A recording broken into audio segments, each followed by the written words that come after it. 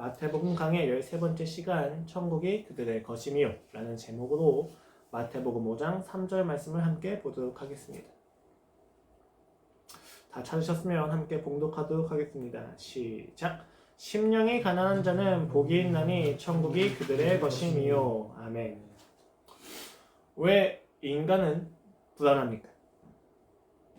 실존주의적 철학에서는 인간의 불안이 죽음이라고 하는 비존재가 나라고 하는 존재를 위협하게 될 때 생기는 것이다 이야기합니다. 즉 존재인 인간이 비존재를 만나서 실존을 살아갈 때 이 실존의 상태가 곧 불안이라고 이야기하는 것입니다. 이 불안이란 결국 존재의 불완전함이 가져오는 결과입니다. 우리는 불완전함을 완전함으로 해결하고자 합니다. 나의 그 불완전함을 완전으로 해결하기 위해서 우린 끊임없이 노력합니다. 진정성을 가집니다. 치열하게 살아갑니다. 그래서 나의 모든 노력과 나의 모든 의지를 가지고 불완전함에 구겨 넣습니다. 그러나 아무리 나의 불완전함을 구겨 넣는다 할지라도 불안은 해결되지 않습니다. 그렇다면 우리는 이 불안을 어떻게 대해야만 합니까? 더 나아가서 완전하신 하나님을 아는 신자로서 우리는 이 불안을 어떻게 해석해야만 하는 것입니까? 오늘 이 불안을 어떻게 해석해야 되는지에 대해서 마태복음 5장 3절 말씀을 가지고 함께 살펴보도록 하겠습니다. 지난 설교를 잠깐 요약해드리겠습니다. 이제부터 마태복음의 본론입니다. 저번 주에 예수님께서 산에 올라가서 앉으시니까 제자들이 나왔고 나온 제자들에게 예수님께서 입을 열어 가르쳐 이르셨습니다. 이것을 가지고 우리가 산상수훈이라고 이야기하며 이 산상수훈의 내용은 그리스도인들이 어떻게 살아야만 하는지에 대해서 구약의 율법을 재해석해주는 것이라 이야기했습니다. 그래서 제가 지난주에 예수님께서 무리와 제자들을 향해서 산에서 말씀을 가르치셨다라고 하는 이 내용을 가지고 산상수훈을 보는 세 가지 관점에 대해서 말씀을 드렸습니다. 첫 번째는 그의 법은 조건이 아니라 결과입니다. 두 번째는 법은 강압이 아니라 자유와 보호입니다. 세 번째는 일의 방법이 아니라 관계를 누리기 위한 방법으로서 예수님께서 법을 가르치셨다는 것입니다. 이처럼 산상수훈은 하나님 나라의 시민으로서 하나님 나라의 자녀로서 살아가는 방법에 대해서 이야기하고 이것의 서론, 본론, 결론을 가지고 이야기합니다. 먼저 서론에서는 산상수훈의 배경을 이야기하시고 3절부터 12절까지 팔복을 이야기하십니다. 그리고 13절부터 16절까지 소금과 빛의 비유를 하십니다. 즉 서론에서는 하나님 나라의 시민이 어떠한 자인지 어떤 기능을 할 수 있는 자인지에 대해서 정체성을 이야기한다는 것입니다. 이렇게 서론을 끝내고 나서 예수님께서 본론에 들어가시면서 20절 말씀에서 율법을 폐기하기 위함이 아니라 성취하기 위함이라는 것을 알리시면서 너희가 하나님 나라에 들어가려면 서기관과 바리새인의 의보다 더 높은 의가 필요하다라고 이야기하십니다. 그렇게 하면서 예수님께서는 서기관과 바리새인의 의와 구별된 진정한 의에 대해서 이야기하십니다. 먼저는 5장 21절부터 48절까지 너희는 이렇게 들었는데 나는 너에게 이렇게 하라고 이야기한다 라고 하는 패턴을 가지고 그들이 형식적으로 지키고 있는 율법의 본질을 설명해 주십니다. 그리고 6장 1절부터 7장 6절까지 6가지의 무엇을 하지 마라 라고 이야기하시면서 율법의 본질 또한 그렇지 않다는 것을 다시 한번 이야기해 주십니다. 그리고 마지막으로 7장 7절부터 27절까지 이야기를 하시면서 하나님 나라의 시민으로서 하나님 나라에 들어가기 위해서는 어떤 주의사항을 가져야 되는지에 대해서 종말론적으로 이야기를 해주십니다. 그리고 결론적으로 그 가르침에 무리들이 놀랍니다. 그렇게 하면서 산상수훈이 끝맺음을 맺습니다. 오늘 본문은 그 산상수훈의 꽃인 혹은 서론이라고도 불리는 팔복에 대한 이야기입니다. 그리고 그 팔복 중에서 첫 번째 복입니다. 팔복은 산상수훈의 서론으로서 신자들이 가진 결과들이 제시됩니다. 신자들이 해야 하는 조건이 아닌 것이죠. 개역개정을 보시면 심령이 가난해서 천국이 그들의 것이 된다고 보여집니다. 그러나 헬라어를 정확히 지역을 했었을 경우에는 너희가 심령이 가난해지면 천국이 너희의 것이 될 것이다가 아니라 복이 또다 심령이 가난한 자들이요 왜냐하면 천국이 너희의 것이기 때문이다 라고 이야기합니다. 즉 천국이 그들의 것이기 때문에 심령이 가난해졌다는 것입니다. 그래서 그 심령이 가난해진 것을 보고 예수님이 복이 있도다 라고 이야기하시는 겁니다. 자, 이렇게 해석하는 순간 우리가 말씀을 보는 초점이 완전히 달라집니다. 지금까지는 심령이 가난해지면 천국을 가지는 것이다 생각했기 때문에 우리의 강조는 자연스럽게 천국보다는 심령이 어떤 것이 심령이 가난한 것인가에 좀 더 강조가 갑니다. 초점이 갑니다. 그런데 오늘 본문을 정확히 해석을 하면 심령을 가난하게 하는 천국의 소유가 무엇인지에 대해서 우리가 관심을 가지게 됩니다. 도대체 천국을 소유한다는 것이 어떤 것이길래 우리의 신령을 가난하게 할 수 있는가라는 것입니다. 단순히 신령이 가난해지려고 노력하고 훈련하는 것이 아니라 이 신령의 가난을 만들어내는 천국의 소유가 무엇이냐는 것입니다. 우리가 소유한 천국이 무엇이냐는 것입니다. 그러므로 오늘부터 우리는 천국을 소유한다는 것이 무엇이며 그 소유가 어떻게 신령을 가난하게 만드는 것인지 아는 것을 통해서 우리의 삶에서 나타나는, 우리의 삶에서 마주하게 되는 불안에 대해서 하나씩 어떻게 대처하는지를 보게 될 것입니다. 이것은 명백한 복음입니다. 천국을 확신하지 못하며 행복을 믿지 못하고 나아가 돈이 없어서 능력이 없어서 이 미래와 이 사회와 이 세상에서 살아가는 것에 대해 모든 두려움을 가지고 그 두려움 앞에서 덜덜 떨고 있는 신자들에게 이것은 명백한 복음입니다. 왜? 그 불안을 넘어서는 확신과 소유가 있다는 것을 알려주기 때문입니다. 이 복음이 오늘 이곳에 앉은 모든 신자들과 형제 자매들에게 자유함과 행복을 확신하게 만들어주는 근거가 될 거라 오늘 저는 확신합니다. 오늘 본문을 보면 천국 자체가 가나안을 만드는 것이 아닙니다. 오늘 본문을 보면 천국이 그들의 것이 되었다. 즉 천국을 소유했기 때문에 신령이 가난해진다고 이야기할 수 있습니다. 굉장히 중요한 내용입니다. 왜? 나하고 상관이 없는 천국은 오히려 나를 절망시키기 때문입니다. 그러나 성경은 이야기합니다. 단순히 천국이 존재한다는 것이 너희의 신령을 가난하게 만드는 것이다가 아니라 너희가 천국을 소유했기 때문에 그 소유된 천국이 너희로 하여금 심령을 가난하게 만든다라고 이야기하는 것입니다. 그런데 이 사실은 우리로 하여금 좀 헷갈리게 합니다.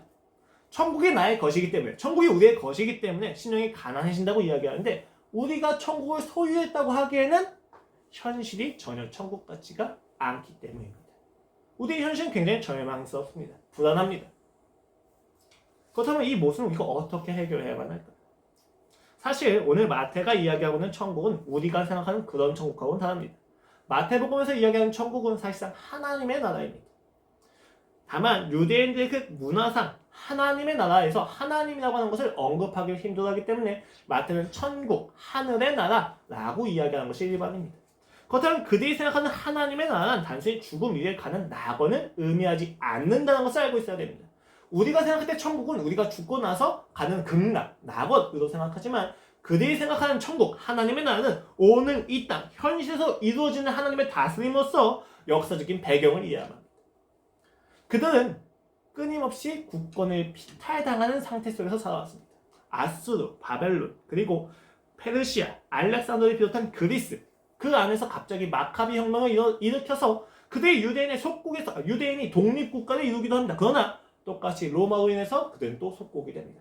끊임없이 나라의 주권이 피탈당하는 상황 속에서 그들이 원하던 하나님의 나라는 무엇이냐면 메시아가 와서 이 모든 이방 민족들을 벌하고 자신들을 유일한 나라, 유일한 국가로 만들어주는 그 놀라운 것이었습니다. 자신을 독립시켜줄 수 있는 나라였습니다. 그래서 그 모든 세계에 자신들이 종주국이 되는 것입니다. 그 하나님의 권위 앞에 모든 사람들이 무릎 꿇게 하는 나라, 그리고 그 모든 사람들이 무릎을 꿇었을 때 자신들이 가장 위에 있는 나라가 그들이 원하던 하나님의 나라였습니다. 그들이 원하는 천국이란 오늘 이 땅에서 이루어지는 정치적인 것이었습니다.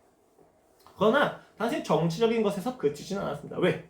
그들은 자신들의 국권이 피탈당한 이유가 무엇이라고 생각했냐면 자신들이 하나님을 섬기지 않고 우상 숭배했다고 생각하는 것입니다.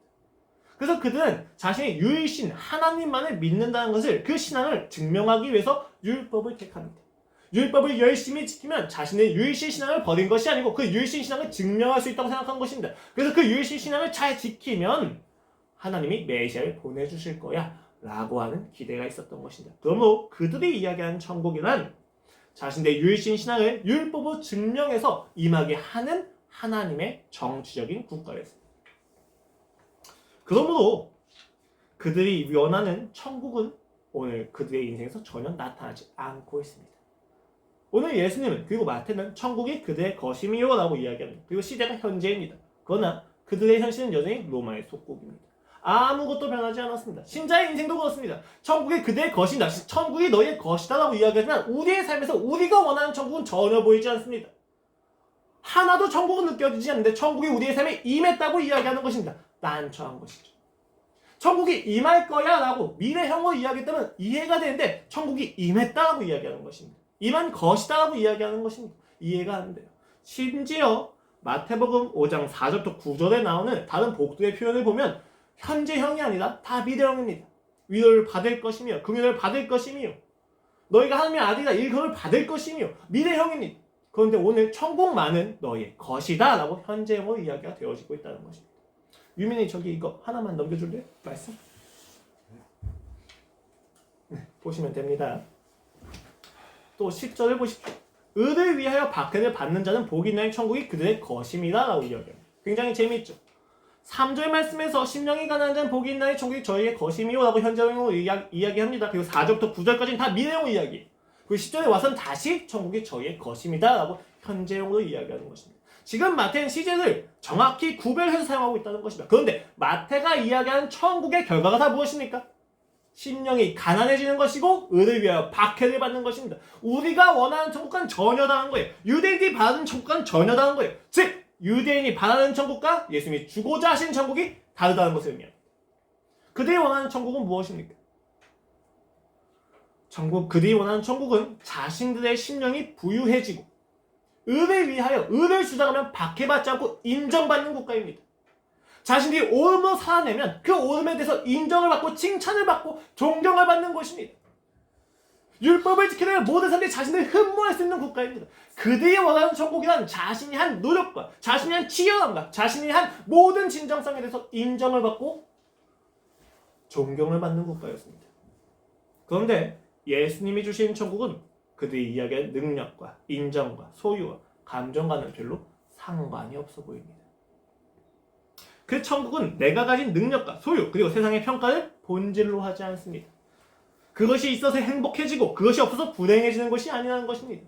심령이 부유해져야만 천국이 아니게 된다는 것입니다. 여러분 이것을 잘 분별하셔야만 합니다. 왜냐하면 지금 예수님이 이야기하신 천국의 본질은 노력과 소유와 인정이 아니라는 것이지 그것을 배제하는 것은 아니기 때문입니다. 내가 원하는 부유함과 내가 원하는 그 존경이 그 소유와 능력이 보장되지 않았다고 해서 취소가 되는 것이 아니라는 거예요. 예수님이 우리에게 주신 그 천국에는 분명 소유와 능력과 인정과 세상의 평가와 감정이 함께 포함되기도 합니다. 그런데 중요한 것은 그것이 없어졌다고 해서 우리의 천국이 취소되진 않는다는 것입니다. 근데 유대인들이 원하는 천국의 본질은 예수님과는 상관없이 하나님과는 상관이 없이 자신들의 삶에서 자신들의 옳음이 인정되는 것이 본질이었다는 것입니다. 하나님은 그 옳음을 인정해주기 위한 수단밖에 되지 않았다는 것입니다. 그럼 우리는 여기서 이것을 분명히 하셔야만 합니다.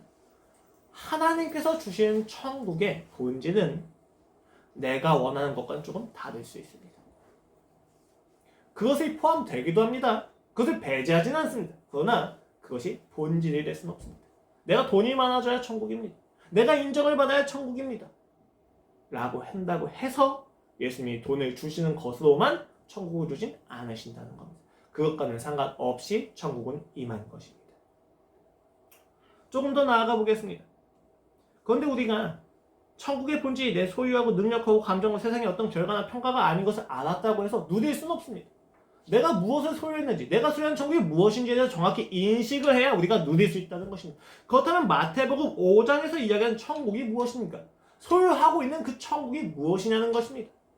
그 내용이 바로 팔복에 담겨져 있습니다. 4절부터 9절까지 보십시오. 위로를 받을 것이며 땅을 기업으로 받을 것이며 배부를 것이며 긍휼히 여김을 받을 것이며 하나님을 볼 것이며 하나님의 아들이라 일컬음을 받을 것이며 모두 하나님 나라에 대한 그 구약에서 했던 약속들이었습니다. 그 약속이 있었기 때문에 그는 마음껏 대통할 수 있었으며 마음껏 긍휼히 여길 수 있었으며 마음껏 화평하게 할 수 있었다는 것입니다. 하나님의 약속이 여기에 그대로 남겨져 있습니다. 그리고 그 약속에 대한 확신이 어디에 있습니까? 천국이 이미 임했다는 것입니다. 10절을 보십시오. 의를 위하여 박해를 받는 자는 복이 있나니 천국이 그들의 것임이라는 천국의 그들의 것이기 때문에 의를 위하여 박해를 받을 수가 있다는 것입니다. 그런데 11절을 보십시오. 나로 말미암아 너희를 욕하고 박해하고 거짓으로 너희를 거스러 모든 악한 말을 할 때에는 너희에게 복이 있나니 10절에서는 천국이 임했기 때문에 의를 위하여 박해를 받는 것이었습니다. 그리고 11절에서 무엇이라 얘기합니까? 천국이 있기 때문에가 아니라 예수님으로 말미암아 너희를 욕하고 박해하는 즉 예수님은 지금 천국과 자기 자신을 동일시하고 있는 것입니다. 천국이 무엇입니까? 예수 그리스도가 이 땅에 임하셨다는 것입니다. 천국이 무엇입니까? 예수 그리스도의 사랑이 나의 삶에 닿았으면서 나타나고 있다는 것입니다. 그 메시아로부터 시작되기 때문에 천국은 곧 메시아인 것입니다. 하나님의 나라를 어떻게 시작하십니까? 메시아를 보내시는 것으로 시작합니다. 메시아에 대해 약속하는 것으로 시작합니다. 왜? 메시아가 그 천국의 본질이기 때문입니다. 여러분, 이건 굉장히 놀라운 사실입니다. 팔복에 나타나고 있는 모든 미래형의 복들이 사실 예수 그리스도로만 이루어질 수 있는 것이라는 겁니다. 예수 그리스도를 믿는 것을 통해서 그 관계성 안에서, 그 다스림 안에서 우리는 위로를 받습니다.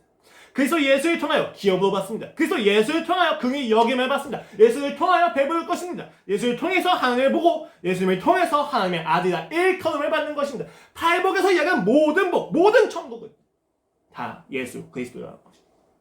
그리스도가 아니면 어느 누구도 긍휼히 여김을 받을 수 없습니다. 그리스도가 아니면 누구도 위로를 받을 수 없습니다. 그리스도가 아니면 누구도 하나님의 아들이라 일컬음을 받을 수 없다는 것입니다. 마치 이런 것과 같습니다.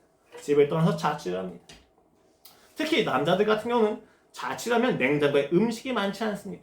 음식으로 불려졌던 것은 있는데 음식은 사라집니다. 분명 고체인 상태로 샀는데 나중에 냉장고를 열어보면 고체가 액체 상태가 있습니다. 음식이 아니라 생물학적인 연구 대상들만 남게 됩니다. 남자들이 자취하면 좀 그런 경우가 많이 있는 것 같습니다. 근데 하루는 지갑을 잃어버렸고 집에 와서 너무 배고픕니다. 친구들도 모두 연락을 받지 않는 상태입니다. 그때 기억이 납니다. 엄마가 너 자취하면 그 냉장고에 자기 요리 다 해줄게 라고 했던 약속이 기억납니다. 근데 바로 다음날 엄마가 옵니다. 그렇다면 그 엄마가 왔고 아직 엄마가 요리하기 직전이지만 그 엄마의 존재 하나 때문에 우리는 기대하고 만족하며 배부릅니다. 왜요? 그 엄마가 다 해줄 것이기 때문에. 그 엄마가 그 약속을 했기 때문에. 예수님이 그렇습니다. 긍휼히 여김을 받을 것이고 위로를 받을 것이고 하나님의 아들 일컬음을 받을 것이고 너희의 모든 삶의 부유함이 넘칠 것이다 하는 그 모든 약속 뒤에 예수님이 계셨습니다. 그 모든 약속이 무엇으로 시작했습니까? 예수님으로 시작했습니다. 그러므로 오늘 마태복음에서 이야기하는 산상수훈에서 이야기하는 그 모든 천국, 그 모든 복의 중심은 예수 그리스도입니다. 그렇다면 그 천국을 소유했다는 것은 무엇입니까? 예수님과 관계한다는 것입니다. 더 구체적으로는 그 예수 그리스도의 사랑을 알았다는 것입니다. 그 예수 그리스도의 사랑을 알았기 때문에 우리는 심령이 가난해질 수 있다는 것입니다. 심령이 가난하다는 의미는 이 약속의 성취로서 천국, 즉 약속의 성취로서 예수님과의 관계하고 하는 측면에서 살펴봐야만 합니다. 이것을 배제하고, 즉 예수님과의 관계, 천국과의 관계를 배제하고 심령을 보면, 가난한 심령을 보면 우리는 심령을 가난하게 만들기 위해서 훈련합니다. 연습합니다. 선택합니다. 의지를 발동합니다. 진정성을 나타냅니다. 그러나 가난한 심령은 우리의 진정성과 연습과 훈련으로 되어지는 것이 아닙니다. 어디까지 가난해져야 진짜 가난해지는 겁니까? 말이 안 됩니다. 오늘 본문을 쓴 건 그것을 정확히 이뤄라가 아니라 너희의 삶에 이러한 상태가 일어나게 될 거라고 하는 예언이며 확증이기 때문입니다. 그렇다면 천국과의 관계 안에서, 즉 예수님과의 관계 안에서 심령의 가난이 무엇인가를 좀 살펴보겠습니다. 성경에서 기록된 가난은 두 가지가 있습니다. 첫 번째는 푸토코스가 있고 두 번째는 페네스가 있습니다. 페네스는 일을 해서 벌어 먹을 수 있는 가난함입니다. 상대적이죠. 그런데 푸토코스라고 하는 가난은 일을 할 수 없는 절대적인 파산 상태입니다. 그 가난을 해결할 수 없을 정도의 절대적인 가난을 이야기했던 푸토코스를 이야기합니다. 이러한 표현을 보면 하나님을 향한 절대적인 의존의 마음이라는 것을 우리가 알 수가 있습니다. 왜 이러한 해석이 더 나을 수밖에 없느냐? 그 가난함이 단순한 가난함이 아니라 심령의 가난함이기 때문입니다.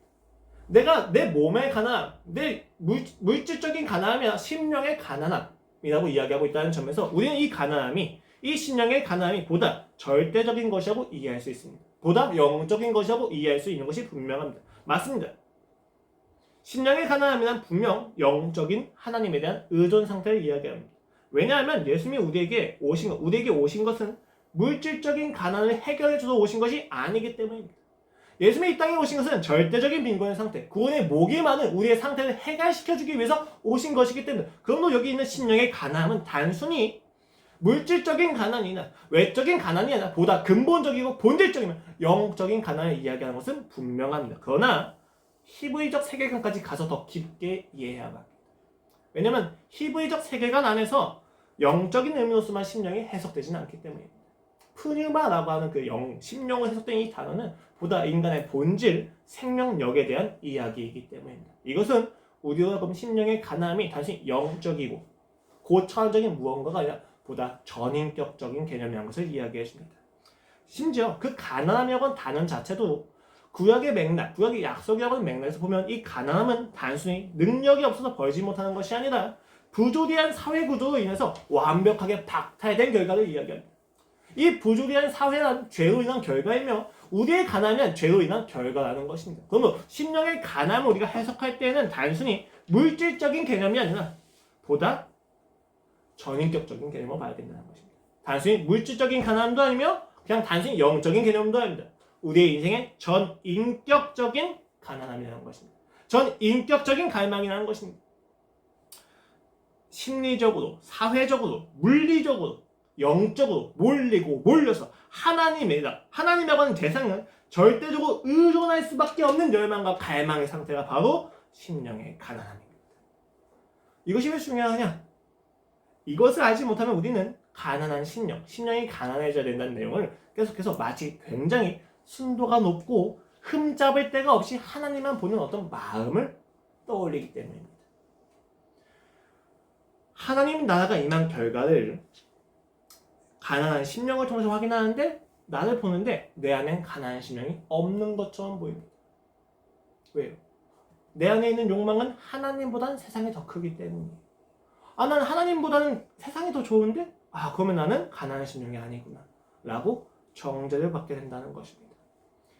이 마음이 되기 위한 과정을 우리는 때때로 무시하게 된다는 것입니다. 그래서 우리가 선택하는 수단이 무엇입니까? 더 기도를 열심히 해서, 더 말씀 많이 읽어서, 더 강한 결단을 해서 내 마음을 더 가난하게 만들어야지 라고 또다시 훈련으로 돌아가게 된다는 것입니다. 그러나 여러분, 오늘 성경이 이야기하는 가난한 심령이라는 것은 단순히 고차원적이고 추상적이며 굉장히 개념적인 어떤 것이 아닙니다. 순도가 높은 완벽한 100%의 하나님을 향한 갈망이 아닙니다. 이 하나님을 향한 절대적인 의존의 마음은 매우 더러운 과정과 지저분한 과정과 지루한 과정 그리고 치열한 과정을 거쳐낸 결과로 나타나기 때문입니다. 여러분, 우리가 절대적으로 갈망한다는 것은 절대적인 결핍을 발견했다는 것입니다. 우리가 하나님을 절대적으로 유일하게 갈망한다는 것은 하나님이 아니면 해결할 수 없는 상황에 대해서 인식을 했다는 것입니다. 근데 여러분, 우리가 절대적인 갈망을 가지는 과정은 상대적인 갈망을 확인할 때만 비로소 가능합니다. 상대적인 결핍을 통해서 상대적인 갈망을 하면서 우리는 절대적인 결핍과 절대적인 갈망을 배워나간다는 것입니다. 실제로 우리의 인생에서 가난해지기도 하고 심리적으로 위축되기도 하고 모욕을 당하기도 하고 자존심 땅을 기기도 하면서 왕따를 당하기도 하고 남다스의 모든 존중과 자아 존재감이 다 부정을 당하는 그 모든 수치의 순간들을 지낼 때 우리는 절대적인 결핍을 경험한다는 것입니다. 상대적인 결핍을 과정으로 거쳐서 우리는 절대성으로 가는 겁니다. 그런 상처들을 받으면 어떻게 됩니까? 내가 돈을 더 많이 벌어서 상대를 주눅들게 하고 싶고 능력을 얻어서 상대를 조롱하고 싶고 모욕을 당한 만큼 되갚아주고 싶습니다. 복수하고 싶습니다. 좋은 방향은 아닙니다. 하지만 그런 갈망이 일어납니다. 왜요? 상대적인 결핍에 대해서 상대적인 갈망을 가지기 때문입니다. 그런데 여러분, 이것을 통해서 우리는 절대적인 결핍과 절대적인 갈망을 가지고 있다는 것입니다. 어떤 순간에도 하나님만 바라는 마음이라는 것은 갑자기 은혜가 임해서 생기는 것이 아닙니다. 우리의 삶에서 하나님을 향한 갈망이라는 건 우리의 일상생활 속에서 무력함과 무능력함과 무익함을 다 경험하고 좌절하고 절망하면서 하나씩 알아간다는 것입니다. 심령의 가난함이라는 게 신앙적인 어떤 고차원적인 무언가가 아니라 우리의 일상에서 하나씩 만들어지고 있다는 것을 알아야 됩니다. 바로 신자가 가지게 되는 가난한 심령이라는 것은 이러한 상대적인 결핍과 갈망들 재료로 하고 있는 것입니다. 생각해 보십시오. 여러분이 일상생활 속에서 얼마나 많이 아팠는지, 얼마나 많이 절망했는지, 얼마나 많이 고통스러웠는지. 그리고 그 모든 결핍 속에서 여러분이 만들어낸 모든 해결 방안들은 다 상대적이었을 것입니다. 선하지 않았을 것입니다. 그러나 그것이 모두 과정입니다. 하나님만이 필요하다는 결론으로 가기 위한 과정입니다. 그 과정 가운데 있는 이 재료들을 우리가 너무 쉽게 무시한다는 거예요. 배제시킨다는 거예요. 그래서 마치 순결하고 깨끗하기만 한 어떤 가난이 나타난다고 생각을 한다는 것이 그렇지 않습니다. 가난한 심령은 우리의 삶에 떨어지는 모든 죽음과 절망과 아픔과 슬픔과 고뇌와 치열함을 다 제대로 삼습니다. 여러분이 왜 그토록 아파합니까? 행복하고 싶기 때문입니다. 여러분이 왜 그토록 결핍에 시달립니까? 사랑을 하고 싶기 때문입니다. 사랑을 하고 사랑을 받고 행복을 주고 행복을 받고 상대에 조용하지 않아도 함께 행복하고 싶지 않습니까? 그것 때문에 결핍을 당하고 상처받는 거예요. 우리가 가진 사실 모든 상대적인 결핍들, 담배를 피우고 싶은 욕구, 술을 마시고 싶은 욕구, 마약을 하고 싶은 욕구, 상대를 짓눌러 버리고 싶은 능력에 대한 유혹, 모든 유혹이 다 어디서 나타납니까? 하나님을 알고 싶고 구원을 받고 싶다고 하는 열망에서 나타나는 왜곡됨이 일어나는 것입니다. 그러면 이 욕망들을 부정하거나 배제하면 안 됩니다. 내가 높아지고 싶다는 생각을 배제하면 안 됩니다. 물론 죄입니다. 그것 자체는 어느 누구도 구원을 받을 수 없습니다. 그러나 그것이 재료가 되어서 우리는 예수 그리스도의 마음을 알아간다는 것입니다. 물론 그 자체가 가난한 심령이 되지는 않습니다. 재료는 모여져서 조리되어야 요리가 되는 것입니다. 재료만 가지고 우리가 짜장면, 짬뽕이라고 하는 요리가 나오지는 않습니다. 우리가 가지고 있는 상대적인 결핍들을 모은다고 해서 절대적인 결핍이 되지는 않습니다. 무엇이 필요합니까? 이 재료들의 요리사가 와야 됩니다. 그 요리사가 누굽니까? 예수 그리스도라는 것입니다. 여러분이 가지고 있는 욕망들, 여러분을 정죄하게 만드는 그 모든 악한 감정들, 부정적인 것들 배제하려고 노력하지 마십시오. 배제되지 않습니다. 그거 다 배제하면은 그 오염도 다 걷어내면 깨끗해질 것 같습니까? 다른 더러움이 들어올 뿐입니다. 교정하거나 배제하는 것이 아니라 바르게 보십시오. 재료입니다. 이 부정적인 것과 이 죄의 가치들이 나를 더럽히거나 나를 무너뜨릴 수 없습니다. 이것을 가지고 하나님이 이제 요리를 시작하실 거란 말입니다. 그러면 우리는 예수님을 봐야 됩니다. 천국이 임했습니다. 그러니까 그 모든 재료들이 바른 방향을 찾는 것입니다. 나의 인생을 구원해 줄 수 있는 것을 착각했던 이야기들이 나의 인생을 구원할 수 없는 거구나를 확인하게 되는 것입니다. 오직 예수 그리스도로 인해서만 우리가 구원을 받을 수 있는 거구나. 오직 예수 그리스도로 인해서만 하나님의 아들의 일컬음을 받고 긍휼을 받고 위로를 받고 하나님을 볼 수 있게 되는 것이구나 라는 것이 확인되었을 때 우리가 가지고 있는 모든 상대적인 결핍들, 무시와 무능과 무익함에 대한 모든 절망들이 하나님을 애타게 바라는 절대적인 의존으로 바뀌게 된다는 것입니다. 우리가 가진 모든 욕망들이 제자리에 찾는 것입니다. 담배가 좋은 게 아니라 예수님이 좋은 겁니다. 술이 좋은 게 아니라 예수님이 좋은 겁니다. 게임이 아니라 예수님이 좋은 겁니다. 여러분 능력이 높아지고 싶은 것이 아니라 예수님이 좋은 것입니다. 내 소유를 늘려서 모든 사람에서 능력을 나타낼 거라고 하는 그 모든 욕망들이 사실은 내가 소유가 많아지고 능력이 많아지고 싶은 것이 아니라 사실은 다 예수님을 원하고 있다는 것임을 예수님 앞에서 확인한다는 것입니다. 심지어 그 욕구들이 나를 행복하게 만들지 못하는 것 역시도 예수 그리스도 앞에서 확인하게 된다는 것입니다. 저마다 구원을 받고자 노력했습니다. 저마다 구원을 위해서 자신의 자격을 만들었습니다. 그러나 예수 그리스도가 임했을 때 모든 것이 달라집니다. 왜요? 내가 노력하지 않아도, 내가 열심히 살지 않아도 그가 나를 구원해 줄 수 있다는 것입니다. 여기서 우리는 생각합니다. 그럼 예수님이 임하시면 우리는 마음대로 살겠네? 그럴 수 없습니다. 왜요?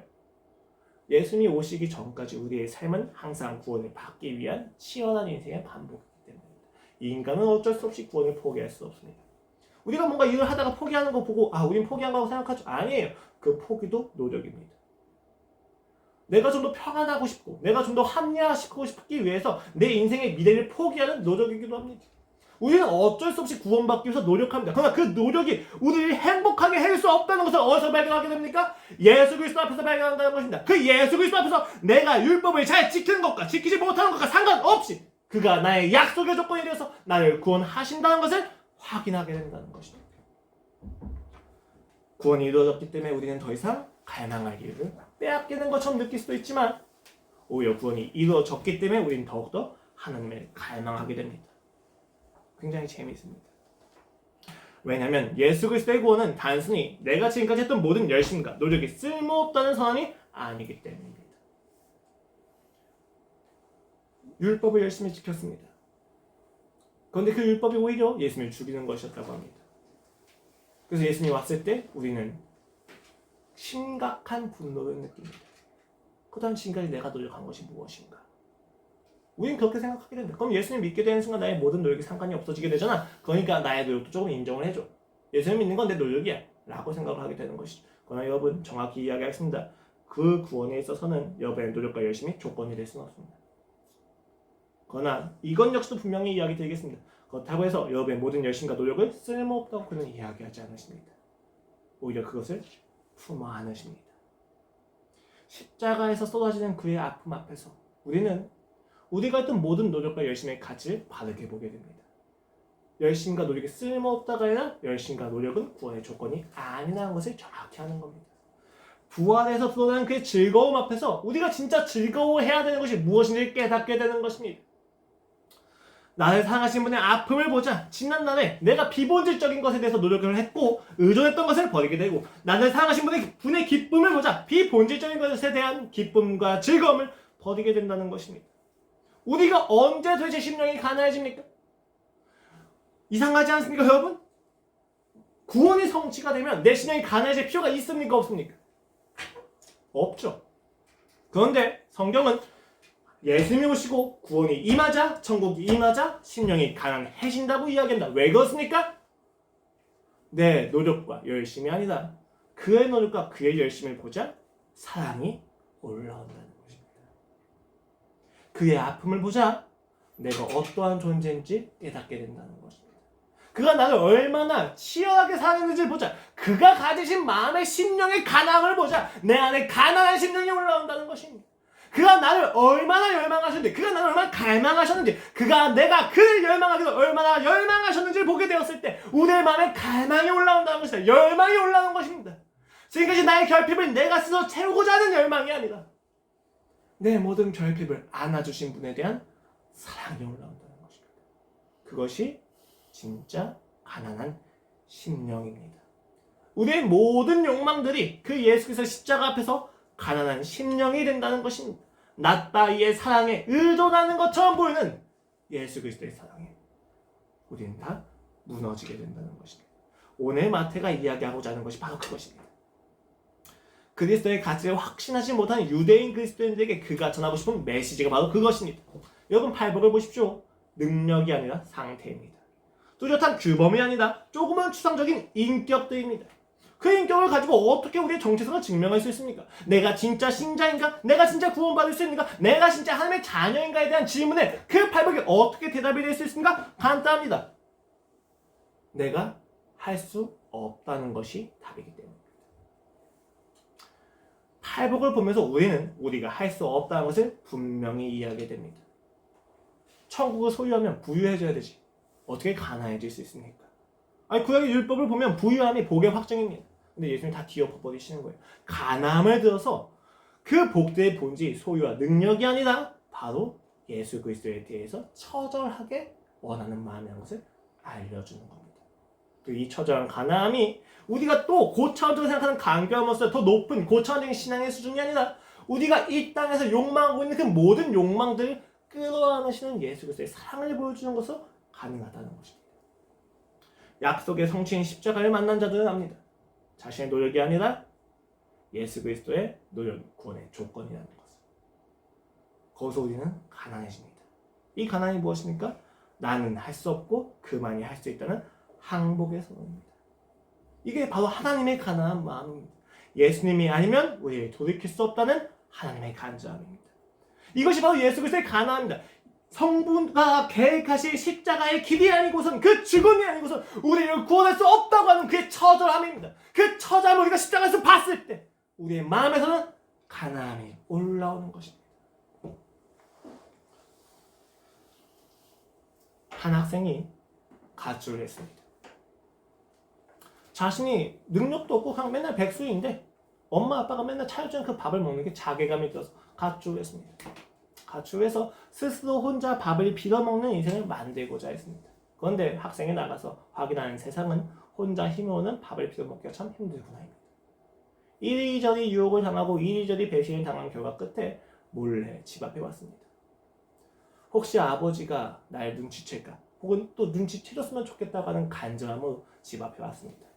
그런데 아버지가 그가 집 앞에 왔을 때 바로 문을 여시고 그를 봅니다. 잠깐의 정막이 흐르고 아버지가 묻습니다. 밥 먹었니? 그 말 한마디에 그는 자신의 능력이 없어서 함께 하지 못했던 식탁으로 걸어 들어갑니다. 여러분, 아버지가 밥 먹었니? 라고 물어봤을 때 그가 나가서 했던 모든 밥을 빌어먹기 위해서 했던 모든 노력과 열심히 무시하셨습니까? 아니요. 하나님 아버지의 마음은 그것과 상관없이 난 너와 밥을 먹기 원한단다. 여러분, 신자의 삶에서 구원의 절대성이 은혜가 선포가 되었을 때 왜 신자는 왜 자신의 노력과 그 열심히 쓸모가 없다고 여겨진 거에 반감을 가집니까? 하나님의 관심은 거기가 아닙니다. 그런데 신자의 관심은 하나님이 아니라 자기 자신에게 있기 때문에 그것에 반감을 가지는 겁니다. 여러분, 노력과 열심을 하지 말라는 게 아니에요. 밥을 먹기 위해서 노력을 하지 말라는 게 아니에요. 대신 밥을 먹기 위해서 노력을 하는데 집에서 같이 밥을 먹으면서 노력을 하라는 거예요. 매일매일 집에 들어서 그 식탁에서 가정의 상을 느끼면서 나가서 열심히 살면 되는데 왜 그 가족을 잘라내고 열심히 삽니까? 우리가 결국 그 능력을 통해서 혼자 밥을 비워 먹을 수 있는 능력을 통해서 하고자 하는 게 가족하고 같이 식사하는 거잖아요. 하나님이 그것을 정확히 하십니다. 그래서 열심히 구원을 위해서 달려가는 우리한테 오셔서 이야기하십니다. 밥 먹었니? 이제 나와 함께 와서 함께 식사하자. 너는 우리의 가족이란다. 그 선언 앞에서 우리는 무너집니다. 그 밥 먹었니라고 하는 질문 앞에 질문에 남겨진 그리스도 예수의 처절한 심정과 아픔과 간절함을 느끼기 때문입니다. 그것을 알면 밥을 먹기 위해서 가난한 마음이 생깁니다. 그래서 함께 식사를 하게 돼요. 더 열심히, 더 풍성하게, 더 누리면서 함께 식사를 하게 되는 것입니다. 신자가 가져야 될 가난이 바로 그것입니다. 단순히 어떤 고천적인 영적인 갈망이 아니에요. 지저분하고 더럽고 치열한 갈망입니다. 세상에서 오염된 갈망입니다. 그러나 그 갈망을 진짜 하나로 바꾸신 예수 그리스도의 십자가 안에서 우리가 진짜 가난해지는 겁니다. 그러므로 여러분, 가난한 심령을 만들기 위해서 노력하지 마십시오. 가난한 심령이 되기 위해서 여러분의 모든 노력의 방향을 예수 그리스도를 보는 것으로 집중하십시오. 초점의 문제입니다. 말씀을 정리하겠습니다. 오늘 본문은 말합니다. 복되도다. 누가? 심령이 가난한 자들. 왜요? 그들이 이미 천국을 가졌기 때문이다. 천국을 가진 자들의 결과가 심령의 가난함입니다. 그러면 우리의 관심은 천국의 소유에 있으며 심령의 가난은 그 천국의 결과로서 나타난다는 것입니다. 천국을 소유했다는 것은 무엇입니까? 소유와 능력과 상태, 조건에 따라서 결정되는 것이 아니라 예수님과의 관계에서 결정되는 거라고 이야기했습니다. 그와 함께하는 모든 날이 우리의 삶에서 천국이 되는 것입니다. 왜? 약속의 성취이기 때문입니다. 그리고 그 성취는 우리의 삶에서 심령의 가난함으로 열매를 맺습니다. 이 가난하면 갑자기 생겨나는 것이 아니라 우리의 삶에 여전히 있었던 모든 세상에 대한 간절함과 욕망과 그 더러운 결핍에 대한 갈망들이 제대로 방향을 찾는 것을 의미합니다. 이것은 훈련되는 것이 아닙니다. 결과입니다. 그리고 그 결과로 얻어진 가난한 심령은 하나님에 대해서 가진 우리의 절대적인 의존으로 바뀝니다.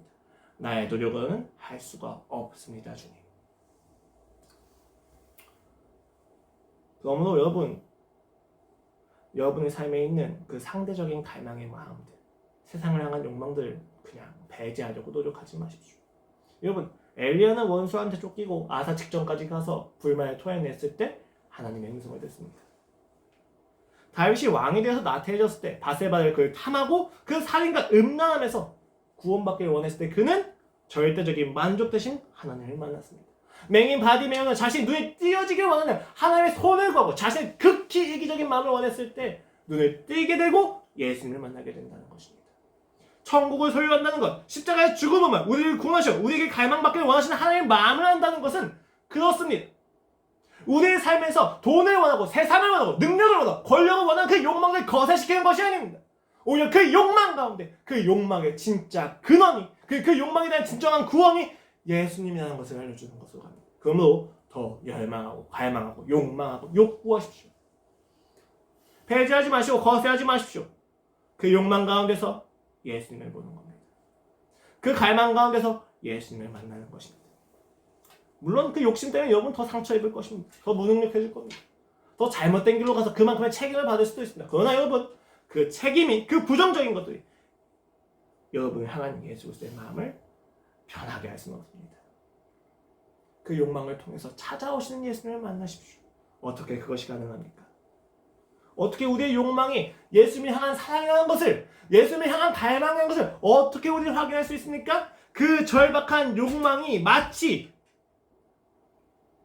그 상대적인 결핍에 대한 우리의 마음이 마치 나를 향하여 간절히 열망하신 하나님이라는 것을 확인할 때입니다. 내가 세상을 이렇게 사랑한 것처럼 그가 나를 참 사랑하셨구나. 내가 세상을 이렇게 욕망하는 것처럼 그가 나를 욕망하셨구나. 여러분한테 주어진 그 모든 잘못된 욕망의 허락들, 하나님을 알기 위해서 주어지신 겁니다. 그러니까 욕망을 거세시키지 말고 그 욕망으로 하나님께 나아가십시오. 당신도 나를 이렇게 열망하셨습니까? 당신도 나를 이렇게 사랑하셨습니까? 당신도 나를 이렇게 치열하게 원하셨습니까? 그 음성을 십자가 앞에서 들었을 때 우리는 심령이 가난해질 수 있습니다. 그것이 진짜 가난한 심령입니다. 그것은 오직 십자가에서만 볼 수 있습니다. 그 가난은 오직 십자가에서만 회복될 수 있습니다. 그 십자가에서만 나를 향하여 피 흘리신 십자가의 사랑에서만 우리는 우리의 모든 욕망들을 갈망으로 바꿀 수 있습니다. 여러분 불안하십니까? 우리는 이 불안을 어떻게 해결해야 됩니까? 여러분 불안은 극복의 대상이 아닙니다. 아이가 언제 불안해집니까? 부모를 떠날 때입니다. 부모가 자신의 주변에 없을 때 아이는 불안해집니다. 그럼 아이의 불안이 나쁜 겁니까? 만약에 이 아이가 그 불안을 스스로의 힘으로 극복해서 독립을 하게 되면 부모는 영영이 볼 수 없는 존재가 됩니다. 불안을 극복하지 마십시오. 여러분 안에 있는 그 상대적인 결핍들 다 거세하지 마십시오. 그 욕망들 다 배제하지 마십시오. 그것들은 다 무엇입니까? 진짜 부모를 찾고 싶은 갈망입니다. 세상을 얼만큼 원하십니까? 더 원하십시오. 얼만큼 구원을 열망하십니까? 얼만큼 돈을 원하십니까? 더 열망하십시오. 더 세상적으로 사십시오. 더 세상을 욕망하십시오. 그 욕망은 하나님을 향한 것이기 때문에 괜찮습니다. 십자가에서만 그 방이 바뀌어지는 겁니다. 세상을 향한 욕망의 정도가 이 정도인데 이렇게 줄여가지고 하나님을 향한 욕망 바꾸는 거? 아니에요. 세상을 향한 욕망이 이 정도인 걸 더 늘려가십시오. 근데 그 끝에 가면 하나님에 대한 욕망이었구나. 이것을 깨닫는 것입니다. 그때 우리는 비로소 세상을 버리게 됩니다. 부모 노릇을 하는 사기꾼들이 아니라 진짜 부모를 만나게 되는 것입니다. 그러면 여러분 안에 있는 그 불안 놔두십시오. 극복하지 마십시오. 그 불안을 가난함으로 전환시키는 예수 그리스도의 십자가를 만나십시오. 그래야만 여러분의 인생이 더 깊어질 것입니다. 모든 불안에서 자유해질 것입니다. 모든 강박에서 자유해질 것입니다. 강박을 불안을 그만둬가 아니라 강박을 더 해도 되고 더 불안해도 괜찮습니다. 그것을 통해서 우리는 예수 그리스도를 만날 것이기 때문입니다. 그래서 예수를 만나십시오. 기도하겠습니다. 하나님 아버지, 우리의 삶에 너무나도 많은 욕망들이 있습니다. 너무나도 많은 잘못된 욕망들이 보입니다. 세상을 향합니다. 하나님이 아닙니다. 예수님이 아닙니다. 세상과 소유와 능력과 돈입니다. 그러나 주님, 십자가 앞에서 이 모든 욕망들이 사실 그리스도 예수라는 것을 알게 됩니다. 그 약속의 성취 안에서 사랑을 확인했을 때 우리는 비로소 예수 그리스도를 갈망하게 됩니다. 주여, 십자가에 내게 주소서. 내가 애쓰지 않아도 구원받을 수 있는 것을 확인했을 때 우린 진정으로 노력할 수 있게 됩니다. 내가 노력하지 않아도 그의 구원이 취소되지 않는다는 것을 확인했을 때 우린 진정으로 열심히 살기 시작합니다. 주여, 십자가 내주소서. 내가 스스로 욕망을 거세해서 구원받는 것이 아니라 이 욕망이 주님으로 인하여 전환되어서 갈망이 되게 하소서. 주여, 우리는 우리의 삶에서 끊임없이 가난한 심령을 확인합니다. 오늘도 하나님이 아닌 세상을 열망하는 나를 보면서 가난한 심령을 확인합니다. 이 가난한 심령이 진정한 가난함이 되기 위해 예수 그리스도의 십자가를 더욱더 깊이 보게 하소서. 그 사랑을 보게 하소서. 그리하면 우리가 주님을 더 사랑할 수 있는 줄로 믿습니다. 감사하며 예수 그리스도의 이름으로 기도드렸습니다. 아멘.